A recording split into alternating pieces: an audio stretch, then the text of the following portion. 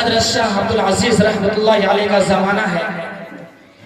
ان کے زمانے میں وہ بچوں کو دینی تعلیم دیا کرتے تھے, حدیث کا درس دیا کرتے تھے. اسی درس میں حضرت خواجہ مشکی رحمت اللہ علیہ بھی تشریف لاتے تھے. معمول کے مطابق وہ روزانہ درس میں تشریف لے جاتے, لیکن اتفاق ایک مرتبہ ایسا ہوتا ہے کہ جس راستے سے وہ گزرتے ہیں اسی راستے میں ایک حسین و جمیل عورت کا گھر ہوتا ہے, مکان ہوتا ہے.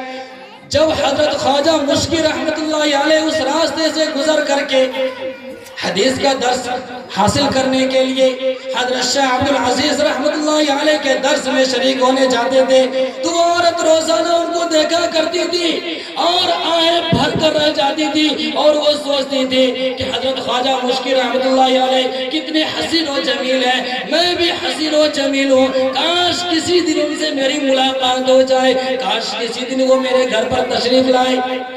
اسی طرح کئی دن گزرتے گئے.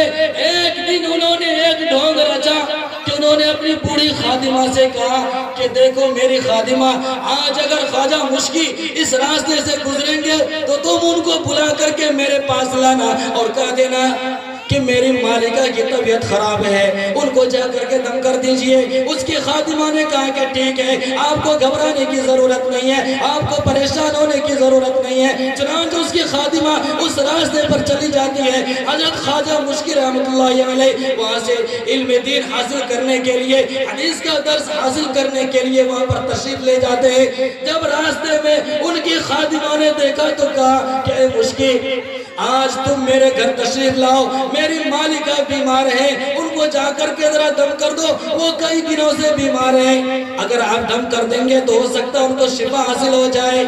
تو خواجہ مشکی رحمت اللہ علیہ بالکل سیدھے سادے نوجوان تھے اور حسین و جمیل تھے, خوبصورت تھے. انہوں نے کہا کہ کوئی بات نہیں ہے, چلو میں جا کر کے دم کر دیتا ہوں. وہ جیسے اندر گئے, باہر سے کنڈی لگا دی گئی اور جتنے بھی دروازے سے اندر گئے ہر دروازے کو بند کر دیا گیا. اندر جا کر کے کیا دیکھتا ہے کہ وہ عورت بستر پر لیٹی ہوئی ہے, بن سور کر کے لیٹی ہوئی ہے, اور دیکھتے ہی اٹھ کر کے بیٹھ جاتی ہے اور کہتی ہے مشکی, آج بہت ہی اچھا موقع ہے, میں نے جو چال چلی ہے آج میری چال کامیاب ہو جائے گی. آج تم میرے قبضے میں آ گئے ہو, اس لیے آؤ, تم بھی جوان ہو میں بھی جوان ہوں, تم بھی خوبصورت ہو میں بھی خوبصورت ہوں, آؤ اپنے دل کی آہیں کو پورا کر لیں, آؤ اپنی دل کی پیاس کو بجھا لیں. حضرت خواجہ مشکی رحمت اللہ علیہ نے سوچا کہ یہ کون سی مصیبت میں پھنس گئے, اسی لیے انہوں نے راہ فرار اختیار کی. انہوں نے سوچا کہ کوئی راستہ ملے گا تو میں اس راستے سے نکل جاؤں گا. چاروں طرف نظر دوڑائی لیکن کوئی راستہ نہیں ملا. اس عورت نے کہا کہ مشکی, تم ادھر ادھر کیا دیکھ رہے ہو, کہیں سے کوئی دروازہ کھلا ہوا نہیں ہے, یہاں پر کوئی دیکھ بھی نہیں رہا ہے, آؤ تم میرے ساتھ جمع کرو, آؤ تم میرے ساتھ ہم بستری کرو, اس لیے اب تمہیں یہاں سے بھاگنے کی ضرورت نہیں ہے. تو خواجہ مشکی رحمت اللہ علیہ پریشان ہو گئے اور کہا کہ اگر آج مجھے موقع اس طرح نہیں ملتا ہے تو مجھ سے گناہ ہو جائے گا. اس نے کوئی تدبیر سوچی, کوئی اپائے سوچی اور سوچا کہ کوئی راستہ اختیار کیا جائے جس سے یہاں سے جان کو چھٹکارا مل سکے. میرے دوستوں, میرے بزرگوں, انہوں نے عورت سے کہا کہ اے عورت دیکھ, مجھے قضاء حاجت کی ضرورت ہے, اس لیے مجھے باہر نکلنے دو. اس عورت نے کہا کہ آپ کو باہر جانے کی ضرورت نہیں ہے, بلکہ بیت الخلا اندر ہے, مادھرم اندر ہے, اگر آپ کو قضاء حاجت کی ضرورت ہے آپ اندر تشریف لائیں. چنانچہ خواجہ مشکی رحمت اللہ علیہ اس مادھرم میں تشریف لے جاتے ہیں. وہاں پر جو گندگی پڑی رہتی ہے, جو غلاظت پڑی رہتی ہے, اس کو اٹھا کر کے اپنے کپڑے میں بن لیتے ہیں اور وہاں پر سے نکلتے ہیں. جیسے وہ باہر نکلتے ہیں اس عورت نے دیکھا کہ یہ کیسا بے وقوف انسان ہے, یہ کیسا بدبخت انسان ہے, یہ کیسا پاگل انسان ہے. میں تو سوچتا تھا کہ یہ سمجھدار ہے, یہ ایماندار ہے, لیکن یہ کیا, یہ تو پوری ناپاکی اپنے بدن پر ملے ہوئے ہیں. اس لیے کہا ارے کمبخت, میں تو تجھے اچھا آدمی سمجھ رہی تھی، لیکن تم تو بہت ہی پاگل ہو، چل نکل جا میرے دروازے سے، چل نکل جا میرے گھر سے۔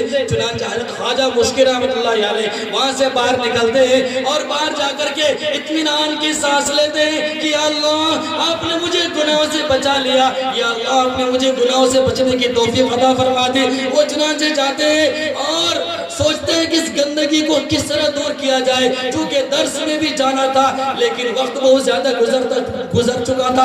انہوں نے سوچا کہ گھر کیا جاؤں، چلو درس میں ہی چلا جاتا ہوں۔ چنانچہ وہ جاتے ہیں ایک نلکے کے اوپر، وہاں سے پانی لیتے ہیں اور اپنے کپڑے کو دھو لیتے ہیں۔ جب وہ درس کے اندر حاضر ہوتے ہیں بالکل پیچھے جا کر بیٹھ جاتے ہیں اور یہ سوچتے ہیں کہ کسی کی میرے اوپر نظر نہ پڑے اور کہیں کسی کو بدبو کا پتہ نہ چل جائے۔ چنانچہ کچھ دیر تک تو یوں ہی سبق چلتا رہا۔ کچھ دیر کے بعد حضرت شاہ عبدالعزیز رحمت اللہ علیہ فرماتے ہیں ارے تمہارے درمیان کون سا ایسا طالب علم ہے جنہوں نے بہت ہی تیز مشکی کی خوشبو لگا رکھی ہے؟ سارے طالب علم ایک دوسرے کو دیکھنے لگے، ادھر کے ادھر اور ادھر کے ادھر دیکھنے لگے، اور دیکھا تو پیچھے والے نے کہا کہ حضرت یہ مشکی جو آئے ہیں، یہ خواجہ مشکی جو آئے ہیں، انہوں نے مشک لگا رکھا ہے۔ تو حضرت شاہ عبدالعزیز نے ان کو بلایا اور کہا کہ تم نے یہ مشک کہاں سے لگایا، اتنا تیز مشک کہاں سے لگایا؟ وہ آخر بولنے سے کتراتے رہتے ہیں، کچھ جواب نہیں دیتے ہیں۔ لیکن جب حضرت نے ذرا سختی کی تو وہ کہنے لگے کہ حضرت ایسی ایسی بات تھی، انہوں نے پورا واقعہ سنا دیا۔ حضرت خواجہ مشکل رحمت اللہ علیہ کے بارے میں لکھا جاتا ہے کہ جب تک وہ زندہ رہے ان کے کپڑے سے مشک کی خوشبو نکلتی رہی۔ میرے دوست، میرے بزرگوں، آج کوئی ایسا نوجوان نہیں کہ جن کو کوئی جوان عورت بلائے اور وہ گناہوں سے محفوظ رہ سکے الا ماشاءاللہ۔ کیونکہ میرے دوست، میرے بزرگوں، آج اپنے دلوں کے اندر کتنے گناہ لیے بیٹھے ہیں اور زندگی اس طرح گزارتے ہیں جیسے کہ ہمیں مرنا ہی نہیں ہے، ہمیں یہ دنیا چھوڑنی ہی نہیں ہے، بلکہ پوری کی پوری زندگی اپنی دنیا کو بڑھانے کے لیے خرچ کرتے رہتے ہیں۔ جبکہ اللہ کے نبی صلی اللہ علیہ وسلم نے ارشاد فرمایا کہ جب انسان بوڑھا ہوتا ہے، جب انسان بوڑھا ہوتا ہے اس کے اندر دو چیزیں جوان ہو جاتی ہیں، ایک عمر کی چاہت اور دوسرے مال کی چاہت۔ یہ دو چیزیں ان کے اندر جوان ہو جاتی ہے۔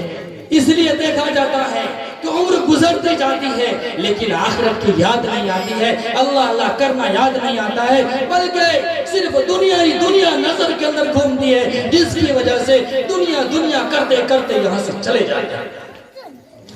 میرے دوستوں، میرے